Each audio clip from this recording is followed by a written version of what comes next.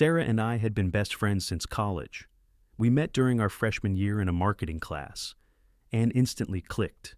We both shared the same dreams, climbing the corporate ladder, working for top-tier companies, and eventually making a name for ourselves in the business world. Our friendship was built on trust, shared goals, and countless late-night talks about our futures. We always said that no matter where life took us, we'd support each other every step of the way. Now, in our late 20s, we both found ourselves working at the same mid-sized tech company. I was a senior project manager, and Sarah had recently been promoted to a marketing coordinator role. We had similar positions, but both of us were eyeing a higher position within the company, a role that would not only validate our hard work, but also elevate our careers to the next level. I had always thought of myself as the more capable one. I had years of experience, a proven track record, and a deep understanding of the company's operations. The promotion I wanted seemed like a natural step for me. But Sarah, she was always right behind me, watching closely, learning fast, and bringing fresh ideas to the table. I never really saw her as a threat until the day the job opening was announced. It was the perfect opportunity. The position was everything I had been working toward, a leadership role in the marketing department, with the potential to shape the company's future. I immediately began planning how I would approach the interview process, making sure every detail was perfect. But when Sarah also applied for the position, I began to feel a twinge of discomfort. We had never been in direct competition before, but this time felt different. We both wanted the same thing, and I couldn't help but wonder if this might test the strength of our friendship. As the days passed, I focused on preparing, but part of me couldn't shake the nagging feeling that I was about to enter a battle not just for a job, but for something far more precious: my bond with Sarah. The weeks leading up to the interview were filled with a constant mix of anticipation and anxiety. Both Sarah and I worked hard, refining our applications and preparing our pitches. The closer the interview date came, the more I began to feel the pressure. I had always been confident in my abilities, but now, as Sarah and I walked the same tightrope, it felt different. I kept telling myself that I had worked longer, built stronger relationships in the company, and had a better understanding of the bigger picture. But deep down, I was afraid that I might lose, afraid that things between us might change. Finally, the day came. We both arrived at the office early, trying to remain calm despite the butterflies in our stomachs. Sarah and I exchanged a nervous but encouraging glance as we stood outside the conference room. There was a brief moment of silence, and then we both went in, one after the other, to face the panel of senior executives. I remember how I tried to stay calm, how I rehearsed every line in my head, trying to make the most of the opportunity. The interview felt like a blur. Every answer I gave felt perfect, yet I couldn't shake the feeling that something was off. Sarah had always been the creative one, coming up with innovative ideas and presenting them with such passion. I had always prided myself on my strategic thinking, but now I realized just how much I was holding back. Maybe I was too focused on the idea of being perfect, too wrapped up in my fear of failure to let my true self shine.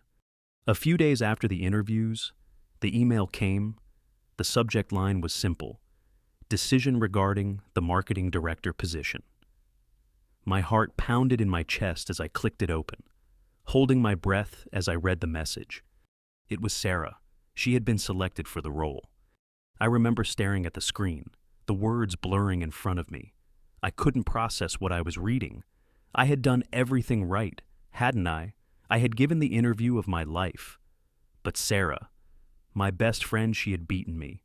She was the one who got the promotion, the one who would now lead the team, make the important decisions, and sit at the table with the executives. In that moment, a wave of emotions hit me all at once. There was jealousy, disappointment, and confusion. I couldn't deny it. Part of me felt betrayed. After all, Sarah and I had always supported each other.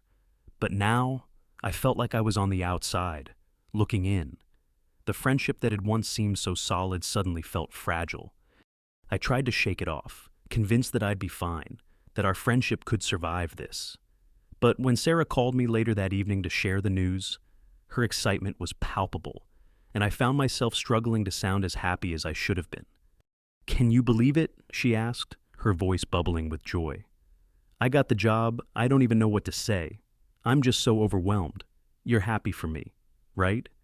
"Of course," I lied. "Yeah, I'm so happy for you. Sarah," I said, forcing a smile. "You deserve it." But as I hung up the phone, I couldn't help but feel a pang in my chest.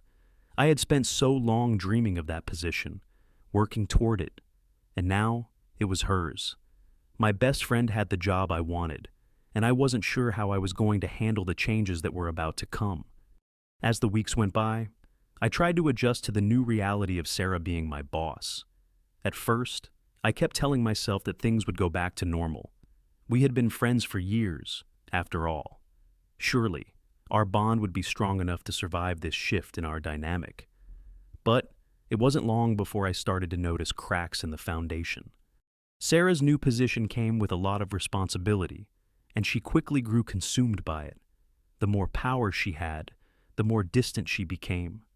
I could see the stress in her eyes, hear the exhaustion in her voice when we talked. But what bothered me most wasn't the change in her attitude. It was the way she began making decisions that hurt the team. It was as if the pressure of the role was starting to chip away at the person I used to know. One afternoon, she called me into her office to discuss a new project. At first, everything seemed fine until she started talking about how she was going to handle a particular department budget. I noticed that some of the decisions she was proposing didn't make sense, and a few of the cuts seemed completely unnecessary. I tried to raise my concerns, offering alternatives that would benefit the team without sacrificing quality. But Sarah was too caught up in the pressure to listen. "I've made up my mind," she said sharply, cutting me off mid-sentence. "This is how it's going to be."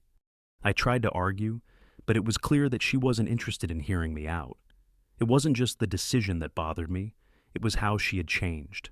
She was no longer the friend who took the time to listen or value my opinion. She was the boss, and that power had somehow shifted her sense of self. Over the next few weeks, I noticed more and more of these troubling decisions. She started ignoring input from the team, making impulsive choices without consulting anyone. Her leadership style became more authoritarian, and the atmosphere in the office grew tense. People were walking on eggshells, unsure of what would set her off next. But the tipping point came when Sarah made a decision that would impact one of our most loyal employees, Mark. Mark had been with the company for over a decade, and he had earned the respect of everyone in the office. He was dependable, hard-working, and always willing to go the extra mile. But Sarah had decided to let him go, citing budget cuts as the reason. It didn't make sense. Mark was an integral part of the team, and firing him seemed like a drastic move, especially when there were other areas where cuts could have been made. But when I brought it up to Sarah, she was resolute. "It's necessary for the company," she explained, her voice cold and distant. "Mark's position is redundant. We need to make tough choices." I felt a wave of anger and disbelief wash over me. I couldn't understand how Sarah could make such a decision without even considering the human impact. Mark was more than just a colleague. He was a part of the team's foundation.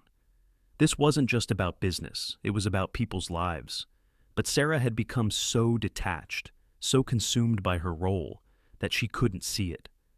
The real mistake, however, came when Sarah tried to justify the decision to the rest of the team. She gave a cold, impersonal speech about the company's direction and how necessary the layoffs were. But her delivery was flat, devoid of any empathy. She didn't seem to understand how her actions were tearing the fabric of the team apart. And that's when I realized something important. The person who had once been my best friend was gone. In her place was a woman who had become too focused on the power she held to care about the people she was supposed to lead. After that day, the tension in the office only grew. Sarah's mistake wasn't just about firing Mark. It was about losing sight of the values that had made her a good leader in the first place. She was no longer the person who listened to her friends, who cared about the well-being of those around her. She was a boss now, and in her quest for power, she had forgotten the importance of compassion. As for me, I didn't know what to think anymore. I had watched my best friend transform before my eyes, and I wasn't sure who she was anymore. I knew that the job was a huge responsibility, but I never imagined it would change her this much. And now, I wasn't sure what to do. I had always admired Sarah's drive, her ambition, but watching her make these decisions, it felt like everything I had once respected about her was crumbling. What happened to the woman I used to call my best friend? The tension had been building for weeks, but I had been avoiding the inevitable confronting Sarah. I wanted to believe that things would eventually return to normal, that maybe we could just pick up where we left off. But every day, the distance between us grew wider, and the more I saw her act out of character, the more I realized that I couldn't just let it slide anymore. Something had to be said. It happened one late afternoon. I was sitting at my desk, going over some paperwork, when I saw Sarah walking down the hallway, heading towards the break room. My heart skipped a beat. It wasn't the first time I had seen her after everything had happened, but it was the first time I felt a burning need to address the elephant in the room. I got up, walked over to her office, and knocked on the door. When she looked up, there was a moment of hesitation in her eyes, as if she already knew what was coming. "We need to talk," I said, trying to keep my voice steady. "Okay, come in," she replied, gesturing to the chair across from her. There was no warmth in her tone, just a cold professionalism that made me feel even more distant from her than I already did. As I sat down, I could feel the weight of everything hanging between us. I wasn't sure where to begin, but I knew I had to say something. "Sarah, I can't keep quiet about this anymore. You've been making decisions that hurt the team, and I don't recognize you anymore. You've changed." She stared at me for a moment, her expression unreadable. Then, with a deep breath, she leaned back in her chair, crossing her arms. "I'm doing what I have to do. This is the job, and these are the kinds of decisions that have to be made. I can't afford to be emotional about it." I shook my head, frustration rising in my chest. It's not about being emotional. It's about being human. People matter. Sarah. Mark mattered. You can't just make cold, calculated decisions and expect everything to fall into place. We're not robots. We're a team. You've lost sight of that. She looked away for a moment, her eyes flicking to the window, as if searching for something outside to focus on. I didn't want to let Mark go, but I didn't have a choice. The company's budget is tight, and these are tough times. "I get that," I said, my voice softer now, but still filled with emotion. "But you didn't even try to find another way. You didn't consult anyone. You didn't ask for input. You just did it. That's not leadership, Sarah. That's control. And that's not who you are. Or at least, that's not who you used to be." There was a long silence between us, and I could see her face softening. For the first time in weeks, there was a hint of vulnerability in her eyes. She wasn't the boss right now. She was just my best friend, the woman I had spent years with, the one I thought I knew better than anyone. I don't know how to do this," she whispered, her voice barely audible. "I thought I had to become someone else to succeed in this role. I thought I had to be tough, detached. But I see now that I've gone too far. I've lost myself in the process." I felt a surge of empathy for her. This wasn't just about her mistakes at work. It was about the struggle she was going through, trying to balance her professional responsibilities with the person she used to be. She had been so focused on succeeding that she had forgotten what really mattered: the relationships, the people who supported her along the way. "Sarah," I said, reaching out and placing a hand on hers. "You don't have to be like this. You don't have to sacrifice who you are to be a good leader. People respect you because of who you are, not because of the power you hold. But you need to start listening to us again." She nodded slowly, tears welling up in her eyes. "I'm so sorry," she whispered. "I never meant to hurt anyone, especially you. I've been so caught up in everything that I didn't even realize what I was doing." In that moment, I saw a glimpse of the Sarah I used to know, the woman who was kind, thoughtful, and self-aware. She was still there, buried beneath the weight of the role she had taken on. But it wasn't too late. Maybe, just maybe, there was a chance for her to find her way back. We talked for hours that day, and although it didn't solve everything, it was a start. We both had a lot to work through, her adjusting to the responsibilities of her job, and me finding a way to support her without losing myself in the process.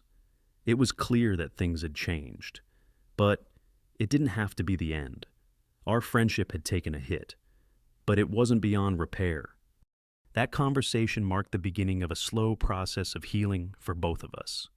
Sarah started to change her approach to leadership, involving the team more in decision-making and showing more empathy. It wasn't perfect, and there were still moments of tension, but at least we were moving in the right direction.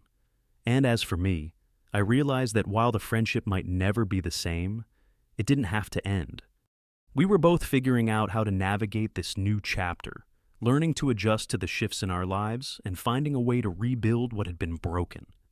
Time passed, and though the scars of what had happened remained, they no longer defined our friendship. Sarah and I worked hard to rebuild what we had lost, but the journey was far from simple. There were moments of discomfort, where old wounds seemed to reopen, and we had to confront the truth that things had irrevocably changed. However, with time, we both grew in ways that we hadn't expected. Sarah learned to be more mindful of her decisions, especially when they affected the people around her. She became more communicative with the team, inviting feedback and listening to concerns, making it clear that her role as a leader wasn't just about authority. It was about trust and collaboration. I saw a subtle but powerful shift in her, and although it didn't erase the mistakes, it showed me that she was willing to change. For me, the process of healing wasn't just about forgiving Sarah, it was also about learning to let go of my own expectations. I had always believed that friendship should remain unshakable, but life had taught me that relationships, no matter how close, are subject to growth, change, and even fracture. I realized that holding on to what was before wouldn't allow me to embrace what was now. Our friendship had evolved, and I had to accept that. We never went back to the exact way things were, and in many ways, I think that was for the best. Our bond had deepened, shaped by the challenges we had faced together. I learned to appreciate the importance of open communication and vulnerability, and Sarah learned that leadership wasn't just about making tough decisions. It was about being accountable to the people who helped her get there. Looking back, I can say that the experience, while painful, was ultimately a lesson in resilience and growth. It taught me that friendship is not a static thing. It's something that must be nurtured, adjusted, and sometimes rebuilt. But most importantly, it taught me that even in the darkest moments, there's room for forgiveness and change. People make mistakes, but it's the willingness to learn from them that defines who we become. As we sat together for coffee one afternoon, just the two of us, I realized that our friendship wasn't perfect, but it was real. And that was enough. We didn't need to return to what we had before we needed to create something new, something stronger, built on the foundation of everything we had learned. It wasn't the easy path, but it was the right one. In the end, I understood that the greatest lesson wasn't about the job, the mistakes, or even the forgiveness. It was about the strength of resilience and the power of moving forward. No matter how difficult the road ahead may seem,